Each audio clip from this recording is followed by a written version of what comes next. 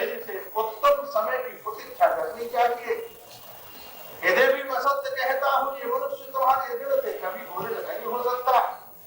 दस्यु दुर्पते यथा, जैसे एक राजा किले का निर्माण करके अपने खजाने और परिवार के साथ डाकुओं से सुरक्षित होकर जीवन का निर्वाह करता है, वैसे ही एक पुरुष भी स्त्री रूपी किले में रहकर काम क्रोध मोह लोभ रूपी शत्रुओं से सुरक्षित अपनी श्रद्धा की संपत्ति के साथ परब्रह्म परमात्मा का भजन करने में समर्थ हो पाता है। तुम जननी के रूप में अपने ही खून को दूध बनाकर उसका पोषण करती हो, भजनी के रूप में उसे स्नेह प्रदान करती हो, कामता के रूप में उसे एक पूर्ण पुरुष बनने का सौभाग्य प्रदान करती हो। तुम्हारे ऋण से ये मानव कभी ऋण नहीं हो सकता। देवी मैं तुम्हें निश्चित रूप से उत्तम संतान प्रदान करूंगा, लेकिन आप एक उत्तम समय की प्रतीक्षा करो। लेकिन मैया दीदी माननीय हो गई, बोले प्रभु समाधि में बैठ गए तो पता नहीं कितने दिन में लौटोगे। आप तो मेरे अभिष्ट को इसी क्षण सिद्ध करो। और पत्नी के अतिशय आग्रह को देखकर मोहन कश्यप को सृष्टि व्यवहार में प्रवृत्त होना पड़ा और निवृत्त होने पर वह अतिशय खिन्न हुए, उदास हुए और उन्होंने महाराज एकदम शाप दे दिया। बोले देवी तुमने संध्या की सुगोधूल वेला में समाधि और भजन के समय में मुझे सृष्टि व्यवहार में प्रवृत्त किया है, मैं बड़ा असंतुष्ट हूँ। जाओ मैं शाप देता हूँ कि तुम्हारे उदर से दो भीषण राक्षस पैदा होंगे। मैया दीदी एकदम उदास हो गई, लेकिन बद्धांजलि होकर अपने महर्षि कश्यप के चरणों में प्रणाम किया। स्वामी मेरा जो औद्धत्य था उस औद्धत्य का परिष्कार आपके इसी शाप से संभव था। मैं अपनी चंचलता और औद्धत्य को स्वीकार करती हूँ और आपके शाप को भी वरदान के रूप में स्वीकार करती हूँ। महर्षि कश्यप संतुष्ट हो गए। महाराज गलती दुनिया में ऐसा कौन सा है जिससे गलती नहीं होती, लेकिन आपको विवेकी जन कौन है जो गलती को स्वीकार करता है। मूर्ख कौन है जो आर्गुमेंट्स देता है, बड़े बड़े दृष्टांत खड़ा करता है, लेकिन अपनी गलती को स्वीकार नहीं करता। अपनी पत्नी के इतने उदास स्वभाव को देखकर महर्षि कश्यप प्रसन्न हो गए। बोले देवी तुम्हारे पुत्र को दो राक्षस पैदा होंगे, लेकिन मैं तुमको आशीर्वाद देता हूँ कि तुम्हारे पौत्र परम भागवत पैदा होंगे और जो किसी रोग राग के द्वारा नष्ट नहीं होंगे, जिनका कल्याण करने के लिए तो स्वयं भगवान पधारेंगे। और मैया दीदी उन दो असुरों को अपने उदर में रोक कर बैठ गई। बोले दुष्ट राक्षस की पत्नी बनने से अच्छा है कि मैं संतानहीन हो जाऊं, दुष्टों की माता बनने से अच्छा है मैं संतानहीन हो जाऊं। और मैया ने अपने गर्भ को 100 वर्ष तक उदर में ही रोक कर रखा। मैया के पेट में ही 100 वर्ष के हो गए। मैया के पेट में ही श्वास लेते तो धरती के ऊपर भूकंप आ जाता, जोर से अट्टहास करते तो पहाड़ों के शिखर गिर जाते। सारे देवता झगड़ा कर ब्रह्मा जी के पास गए हैं। ब्रह्मा जी मैया के पेट में ही ऊधम मचा रहे हैं, बाहर निकल के तो प्रलय कर देंगे। ये कौन है आप कृपा करके बतलाओ। तब ब्रह्मा जी ने वैकुंठ की कथा का संकीर्तन किया। ये कोई राक्षस साधारण नहीं है, भगवान के धाम वैकुंठ से जय विजय ही इस रूप में राक्षस योनि में प्रविष्ट हुए हैं। महाराज देखो एक बार वैकुंठ कोई महाराज शांत स्थान नहीं है, बड़ा कोलाहल है। नारायण शेष सैया पर लेटते हैं तो भगवान शेष 1000 फलों से स्तुति करते हैं, जय विजय पार्षद स्तुति करते हैं, गरुड़ के पंखों से सामवेद की ऋचाएं निर्झरित होती हैं, लक्ष्मी जी चरण चापन करती है तो कभी हार बजते हैं कभी चूड़ियां बजती हैं, बड़ा हल्ला। लेकिन जब नारायण चले जाते हैं तो वैकुंठ से ज्यादा शांत जगह खुलती है, शेष शांत हो जाते हैं, गरुड़ साथ में चले जाते हैं, जय विजय बाहर जाकर खड़े हो जाते हैं, लक्ष्मी जी बेचारी वैकुंठ में अकेली बड़ी बोर होती है। हमारा पति चला जाए दफ्तर, बच्चे चले जाए स्कूल, घर में कोई हो रही काम, तो पत्नी बेचारी क्या करे, टीवी पर भी कुछ नहीं आ रहा तो क्या सड़क की तरफ की खिड़की खोलकर उसी पर कुर्सी डाल के बैठ जाती है और आने जाने वाले ट्रैफिक को ही देखा करती है। तो लक्ष्मी जी जब वैकुंठ में उदास होती है तो वैकुंठ की खिड़की खोलकर और आने वाले ट्रैफिक को देखती है। महाराज मृत्यु लोक से लेकर और वैकुंठ तक एक बड़ा भारी हाईवे बना हुआ है और वैकुंठ से थोड़ा ही पहले एक बड़ा भारी सर्किल बना है, तिराया है। एक रास्ता स्वर्ग को जाता है, एक रास्ता नरक की ओर जाता है। लक्ष्मी जी बैठती हैं, बैठी बैठी देखती हैं और एक भरा हुआ टिकट भरा हुआ विमान आया, लेकिन महाराज तिराए पर आते ही नरक की ओर मुड़ गया। दूसरा विमान आया और महाराज तिराए पर आते ही स्वर्ग की ओर मुड़ गया। इतना विमान आते हैं लेकिन वैकुंठ में एक भी नहीं आ पाता। वैकुंठ में जाना बड़ा सुरूर। करोड़ों करोड़ों व्यक्तियों में से एक है जो वेद के विषय में जानता है। उन करोड़ों करोड़ों वेदों के विषय में जानने वालों में से एक होता है जो वेद के अंदर के रहस्य को जानता है। उस वेद के अंदर अंतः रहस्य को जानने वाले करोड़ों में से एक होता है जो धर्माचारी होता है। उस करोड़ों करोड़ों धर्माचारियों में से एक व्यक्ति ज्ञानी होता है। उन करोड़ों करोड़ों ज्ञानियों में से एक व्यक्ति महाराज मुक्त होता है। उन करोड़ों करोड़ों मुक्तों में से एक भगवान का भक्त होता है और वो भगवान का भक्त वैकुंठ जाता है। और वो खरबों प्राणियों में से एक व्यक्ति वैकुंठ को प्राप्त करता है। लक्ष्मी जी ने कहा वैकुंठ में कोई आता ही नहीं है। लक्ष्मी जी एक दिन चुप हो गई, बोले मैं इस तिराई कोई तोड़वाए देती हूँ, वहां सीधा हाईवे वैकुंठ में बनाऊं कि जो मृत्यु लोक से चले, न स्वर्ग जाए न नरक जाए, सीधा वैकुंठ को उपलब्ध करे, प्राप्त करे।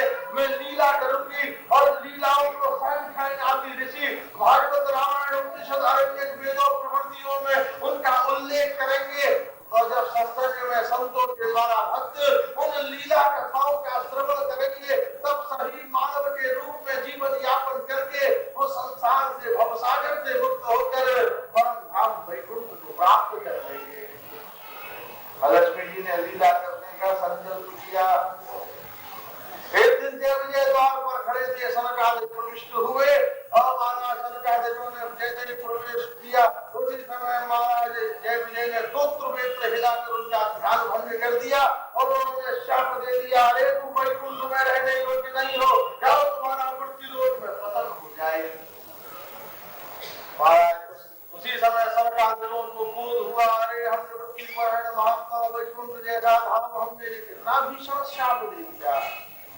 लक्ष्मी नारायण वैकुंठ में प्रकट हुए हैं। सनकादिकों तुम संकोच न करो, ये क्रोध तुम्हारे विकार से नहीं आया है, ये क्रोध हमारे संकल्प से आया है।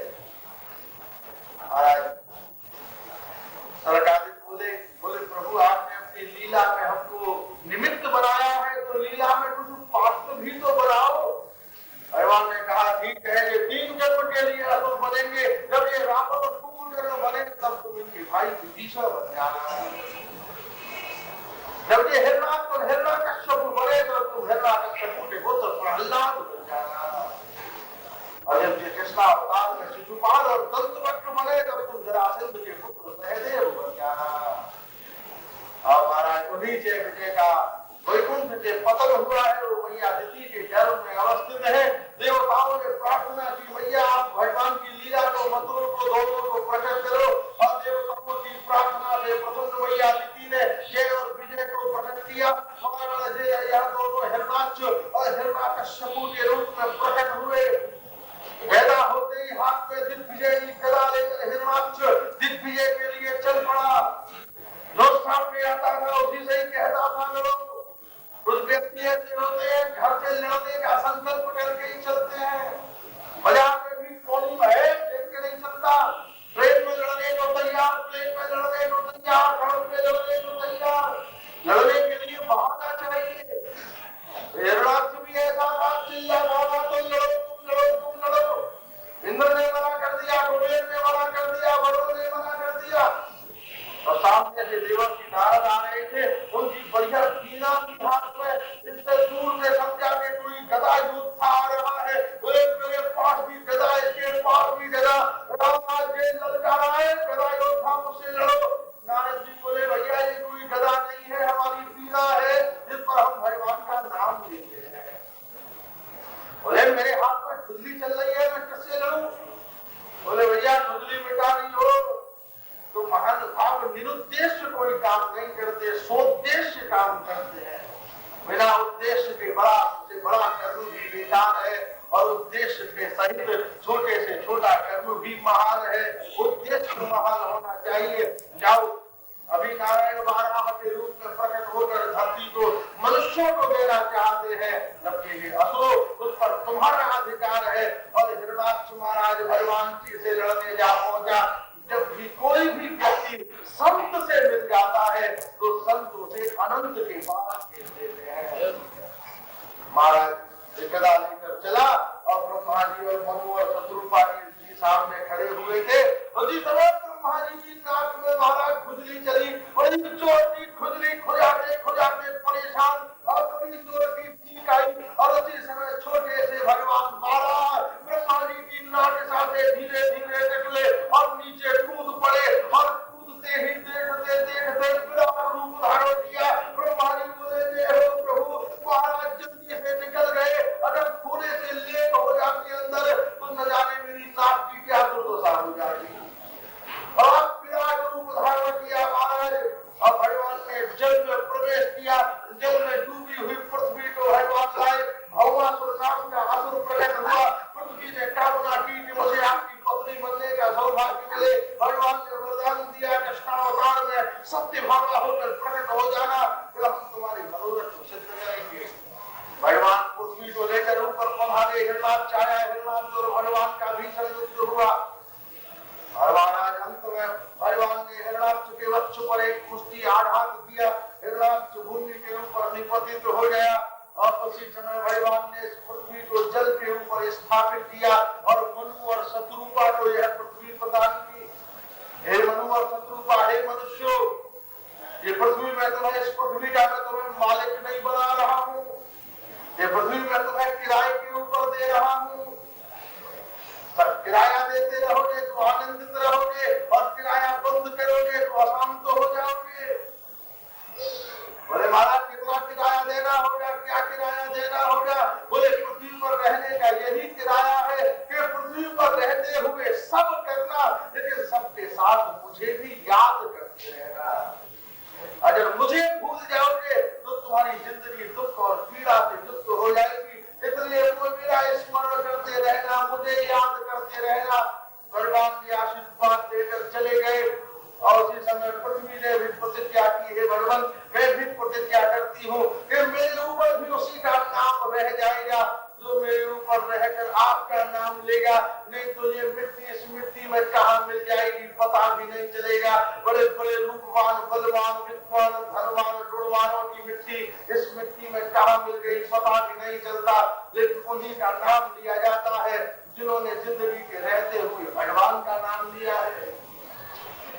महाराज मनु और शत्रुपा को आशीर्वाद दिया कि तुम मानवीय सृष्टि का विस्तार करो। और तब महाराज मनु और शत्रुपा के 5 संतान प्रसूत हुई। उत्तरंपाद और प्रियव्रत 2 पुत्र हुए, और आकृति, प्रसूति और देवहूति 5 संतानें उत्पन्न हुई। महाराज मनु 5 संतानों का पालन पोषण कर रहे हैं और निमित्त भाव से संपूर्ण सृष्टि का संचालन कर रहे हैं। आपकी जिंदगी में अगर निमित्त रहोगे तो आनंद रहेगा, भाव रहेगा, सब करो, लेकिन निमित्त भगवान को मानो। भगवान कहते हैं तुमने एक बड़ा सुंदर बढ़िया कोठी बनाई, कोई चिंता की बात नहीं है, तो उसमें मंगल हो। लेकिन मैं तुमसे सत्य कहता हूँ, मुझे नहीं चाहिए बेडरूम, मुझे नहीं चाहिए ड्राइंग रूम, मुझे नहीं चाहिए गेस्ट बाथरूम, मुझे नहीं चाहिए स्टोर। तुम्हारे घर में जो सबसे बेकार की जगह हो, वहाँ सीढ़ी के पीछे, मकान के नीचे कहीं भी एक आले में एक छोटा सा चित्र मेरा रख देना। तुम्हारी मर्जी में आगे भोग लगाना मत लगाना, तुम्हारी मर्जी में आगे धूपबत्ती जलाना मत जलाना। लेकिन बाहर का व्यक्ति आकर जब पूछे कि मकान का मालिक कौन है, उस समय इतनी सी बात कह देना कि मकान का मालिक तो वो आले में बैठा हुआ है। हम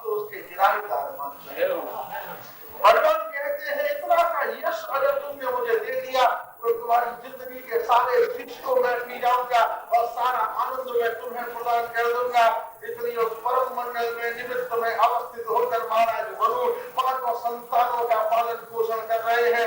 अब संतानों को बड़ा होने में है तो भागवत की संतानें तुरंत बड़ी हो जाती हैं, लेकिन फिर भी रात भर का समय तो लेना ही चाहिए। मरने तक इनको बड़े होकर पढ़ लिख के तैयार होने दो, आगे भी तो कथा होगी।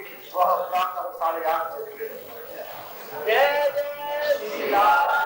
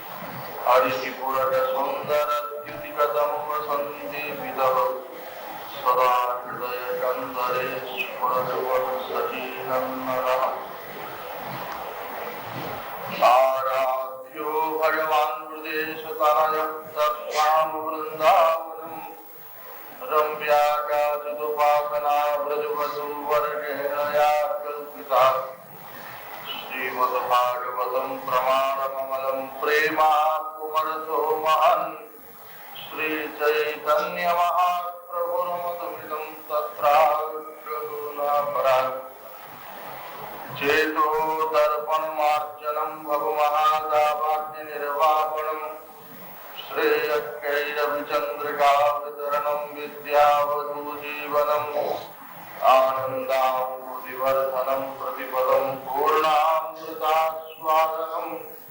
सर्वात्मस्नपनं परं विजयते श्रीकृष्णसङ्कीर्तनम्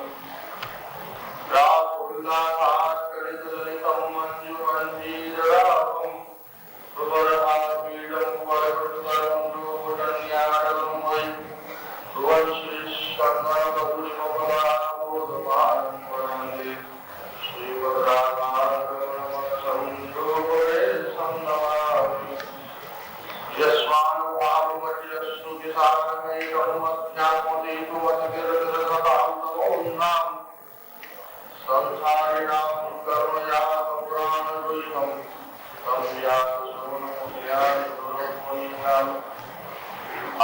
आपदामपहर्तारं दातारं सर्वसम्प्रदायं लोकाभिरामं श्रीरामं भूयो नमाम्यहम् लावण्यं परमाद्भुतं रतिकलाचातुर्यमत्यद्भुतं कान्तिः कापि महाद्भुता वृतलो लीलाकृतिश्चाद्भुता त्रिभङ्गे पुनराद्भुताद्भुतमं यस्यास्मृतं चाद्भुतं सारादाद्भुतमूर्तिरद्भुतरसं दास्यं कदा दास्यते यशांके च विभाति भूधरसुधा देवा पयामस्तके भाले बालविसुर्जले च कर्णं यशोरपि व्यातराट् सोऽयं कोटिविभूषणस्सुरवरः सर्वाधिपः सर्वदा सर्वः सर्वगतः शिवः सचिवः श्रीशङ्करः पातु माम् या कुन्देन्दुतसारहारधवलाया शुभ्रवस्त्रावृताया वीणामृदङ्गमण्डितकराया स्मितपद्मासना या ब्रह्माच्युतशङ्करप्रभृतिभिर्देवैः सदा वन्दिता सा मां पातु सरस्वती भगवती निःश्रेषिजाड्यपः द्योत्यौदन्तखण्डः सकलस्वर्गलाडम्बरेषु प्रचण्डः सिन्दूराकिरणगण्डः विलसत्प्रकटच्चान्द्रेयखण्डः खण्डस्थानन्तखण्डः स्मरः रत्नयः कुण्डलीभूतखण्डः विद्यानां कालदण्डः भवतां भूतये वक्रतुण्डः अतुलितमलधामं स्वर्णशैलापदेहं तनुजुवनकसानं ज्ञानिनामग्रगण्यं सकलगुणनिधानं वारणानामधीशम् रघुपति प्रियभद्रं पादजातं नमामि कृष्णाय वासुदेवाय हरे परमात्मने प्रणतक्लेशनाथाय गोविन्दाय नमो नमः नारायणं नमस्कृत्य नरं चैव नरोत्तमं देवीं सरस्वतीं व्यासं ततो जयमुदीरये वन्देऽहं श्रीगुरु श्रीयुतपदकमलं श्रीगुरुं वैष्णवांश्च श्रीरूपं साग्रजातं सहगं रघुनाथान्वितं तं सजीवं साद्वैतं सावधूतं परिजनसहितं कृष्णचैतन्यदेवं श्रीराधाकृष्णपादान् सहगं ललिता श्रीविशाखान्वितांश्च कृष्णोत्कीर्तन गान नर्तन परो प्रेमामृतां भूरि धीराधीरजन प्रियो प्रियकरौ निरवत्तरौ पूजितौ श्री चैतन्य प्रभावरौ गुरुगुरौ भारावहत्तारौ वन्दे रूप सनातनौ रघुगौ श्रीजीवगोपालकौ हरे कृष्णा कृष्णा कृष्णा हरे हरे हरे राम राम राम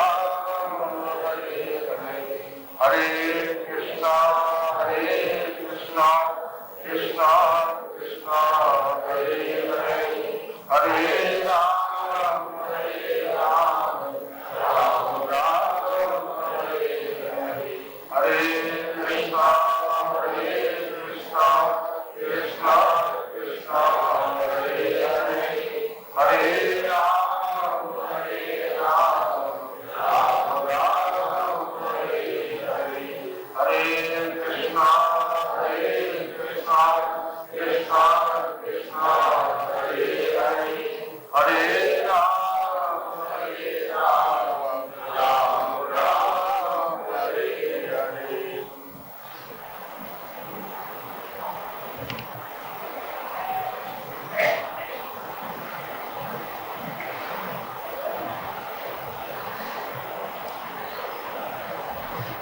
भगवान के प्रिय भक्त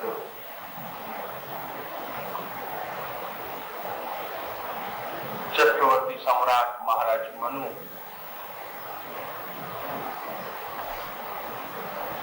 अपनी 5 संतानों का अपूर्व संस्कार और शास्त्रोचित पोषण कर रहे हैं। महाराज मनु की ज्येष्ठ पुत्री है देवहूति जी। और एक दिन देवहूति जी जब विवाह योग्य हो गई तब महाराज मनु ने अपनी पुत्री को बुलाकर अति आत्मीयता और वात्सल्य के साथ एक सात्विक आज्ञा प्रदान की कि पुत्री मैं तुम्हारा विवाह करना चाहता हूं और मैं चाहता हूं कि मैं इस जिंदगी के महत्वपूर्ण संबंध में अपनी किसी रुचि या मान्यता को तुम्हारे ऊपर न थोपूं। इसलिए मैं चाहता हूं कि तुम अपनी रुचि, अपने संकल्प, अपनी इच्छा के अनुसार अपने पति का चयन करो। तो अपनी सभी सहेलियों को लेकर, अंगरक्षकों को लेकर इस संपूर्ण पृथ्वी के ऊपर भ्रमण करो, तीर्थाटन करो, जिससे तुम इस पृथ्वी के संपूर्ण सौंदर्य और यहाँ बहने वाली पुण्य नदियां, यहाँ पर प्रत्यक्ष भगवत स्वरूप अनंत तीर्थ, इन सब का परिभ्रमण कर सको, दर्शन कर सको। और इस यात्रा का मुख्य लक्ष्य है कि तुम अपने स्वभाव, सत्व, प्रकृति, रुचि, संकल्प के अनुसार अपने पति का चयन कर सको। और देवहूति जी रथारूढ़ होकर तीर्थाटन पर एक बड़े भारी समुदाय के साथ चल पड़ी। आपने कल श्रवण किया, पितामह ब्रह्मा जी के द्वारा 10 ऋषि उत्पन्न हुए। सनकादिक, देवर्षि नारद, भगवान शिव, भृगु उत्पन्न हुए, अत्रि उत्पन्न हुए, वशिष्ठ उत्पन्न हुए। अब उनकी छाया से भगवान के विनम्र अंतरंग भक्त महर्षि कर्दम उत्पन्न हुए। और महर्षि कर्दम यही मृत्युलोक पर, पृथ्वी पर एक दिव्य सुंदर पर्णकुटी का निर्माण करके अहर्निश भगवान के स्मरण में, भगवान की साधना में अविरत रहते थे। एक दिन महर्षि कर्दम अपनी आत्म समाधि में बैठे हुए भगवान के चरणों का चिंतन कर रहे थे, क्योंकि उसी समय उनके आश्रम का समग्र परिवेश अप्राकृतिक हो गया। चारों तरफ ब्रह्मगंध व्याप्त हो गई, आकाश से अमृत कणों की वृष्टि होने लगी, संपूर्ण वनस्पति अपूर्व सुगंध और आनंद से झूम उठी, आकाश देवताओं से आच्छादित हो गया। और उसी समय संपूर्ण संसार का पालन करने वाले ब्रह्मांड नायक परात्पर परब्रह्म परमात्मा भगवान श्रीमन्नारायण महर्षि कर्दम के सामने प्रकट हो गए। महर्षि कर्दम मैया वहीं बैठ जाओ।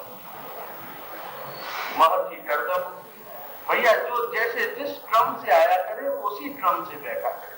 आप देर से आते हैं, पीछे बैठ जाए, कथा सुननी है, आगे पीछे में कोई भेद नहीं है। लेकिन श्रोताओं की सबसे बड़ी सेवा होती है एक वक्ता के लिए कि वह उसको शांति दे। एक तो कथा के 2 घंटे के समय में मौन धारण करे सब, और जो जहां आया है समाधि में बैठकर डूब के सुने। आप डूब के सुनेंगे तो हम डूब के सुनाएंगे, और आप डूब के नहीं सुनेंगे तो फिर हम भी हमारा एक विधि है अपना पूरा चल गया, 11 बजेंगे हम अपने ऊपर चले जाएंगे। इसलिए डूब के आनंद से जो चाहे समय से आइए। किसी लड़की का विवाह हो, आप समय से पहुंचते हैं। पिक्चर की टिकट आपके पास एडवांस हो, आधा घंटा पहले लाइन में खड़े हो जाते हैं। ट्रेन का टाइम हो क्या, 1000 रुपए की एक टिकट, उसके लिए आप 1.5 घंटा पहले स्टेशन पहुंच जाते हैं। हम लौकिक के लिए समय की पाबंदी करते हैं, अलौकिक के लिए समय की पाबंदी न करें। ये तो अलौकिक विषय है। संसार की सकल संपत्ति देकर भी ये उपलब्ध प्राप्त होने वाला नहीं है।